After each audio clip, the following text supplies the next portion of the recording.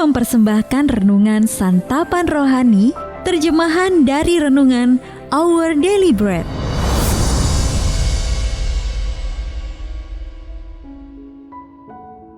Untuk menerima notifikasi video baru kami, silakan tekan tombol subscribe dan tanda lonceng di bawah ini. Sahabat ODB, pembacaan Alkitab hari ini terambil dari Yohanes pasal yang ke-20, ayat yang ke-11 sampai dengan ayat yang ke-18. Yohanes pasal yang ke-20, ayat yang ke-11 sampai dengan ayat yang ke-18. Yesus menampakkan diri kepada Maria Magdalena. Tetapi Maria berdiri dekat kubur itu dan menangis. Sambil menangis, ia menjenguk ke dalam kubur itu. Dan tampaklah olehnya 2 orang malaikat berpakaian putih, yang seorang duduk di sebelah kepala dan yang lain di sebelah kaki di tempat mayat Yesus terbaring. Kata malaikat-malaikat itu kepadanya, "Ibu, mengapa engkau menangis?" Jawab Maria kepada mereka, "Tuhanku telah diambil orang, dan aku tidak tahu di mana ia diletakkan." Sesudah berkata demikian, ia menoleh ke belakang dan melihat Yesus berdiri di situ. Tetapi ia tidak tahu bahwa itu adalah Yesus. Kata Yesus kepadanya, "Ibu, mengapa engkau menangis? Siapakah yang engkau cari?" Maria menyangka orang itu adalah penunggu taman, lalu berkata kepadanya, "Tuan, jikalau Tuan yang mengambil dia, katakanlah kepadaku di mana Tuan meletakkan dia, supaya aku dapat mengambilnya." Kata Yesus kepadanya, "Maria." Maria berpaling dan berkata kepadanya dalam bahasa Ibrani, "Rabuni," artinya guru. Kata Yesus kepadanya, "Janganlah engkau memegang aku, sebab aku belum pergi kepada Bapa. Tetapi pergilah kepada saudara-saudaraku dan katakanlah kepada mereka bahwa sekarang aku akan pergi kepada Bapakku dan Bapamu, kepada Allahku dan Allahmu." Maria Magdalena pergi dan berkata kepada murid-murid, "Aku telah melihat Tuhan," dan juga bahwa Dia yang mengatakan hal-hal itu kepadanya.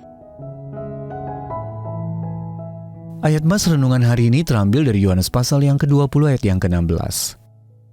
Maria berpaling dan berkata kepadanya, "Rabuni," artinya guru. Renungan hari ini berjudul Dikenal Allah, ditulis oleh Patricia Rayburn. Setelah adopsi memisahkan 2 bersaudara, tes DNA membantu mempertemukan mereka kembali hampir 20 tahun kemudian. Ketika Kieron mengirim pesan kepada Vincent, pria yang ia yakini adalah saudaranya, Vincent berpikir, siapa orang asing ini? Saat Kieron bertanya siapa namanya sewaktu dilahirkan, Vincent langsung menjawab, "Taylor." Maka tahulah Kieron bahwa mereka bersaudara. Ia dikenali dari namanya. Jadi pikirkan bagaimana sebuah nama memainkan peranan kunci dalam kisah Paskah. Saat itu Maria Magdalena mendatangi kubur Yesus dan menangis saat menemukan mayatnya telah lenyap. "Ibu, mengapa engkau menangis?" tanya Yesus dalam Yohanes pasal yang ke-20 ayat yang ke-15. Namun Maria tidak mengenalinya sampai ia memanggil namanya, "Maria." Ayat yang ke-16. Mendengar Yesus menyebut namanya, Maria berkata kepadanya dalam bahasa Ibrani, "Rabuni," artinya guru. Reaksinya mengungkapkan sukacita yang dirasakan orang percaya pada saat Paskah tiba. Karena kita mengakui bahwa Kristus, Tuhan kita, telah bangkit menaklukkan kematian bagi semua orang dan mengenali kita masing-masing sebagai anaknya, itulah yang dikatakannya kepada Maria, "Aku akan pergi kepada Bapakku dan Bapamu, kepada Allahku dan Allahmu."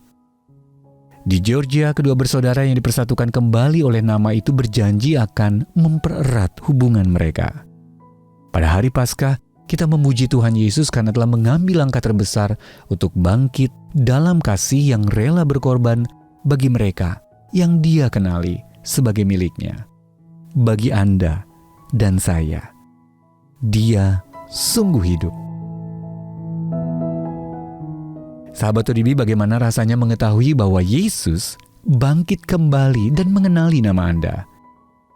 Lalu bagaimana Anda dapat mengenal Dia dengan lebih baik lagi?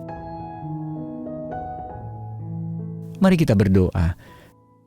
Tuhan Yesus terkasih, aku terharu Engkau mengenalku. Terima kasih untuk karunia kasih-Mu yang rela berkorban bagiku. Amin.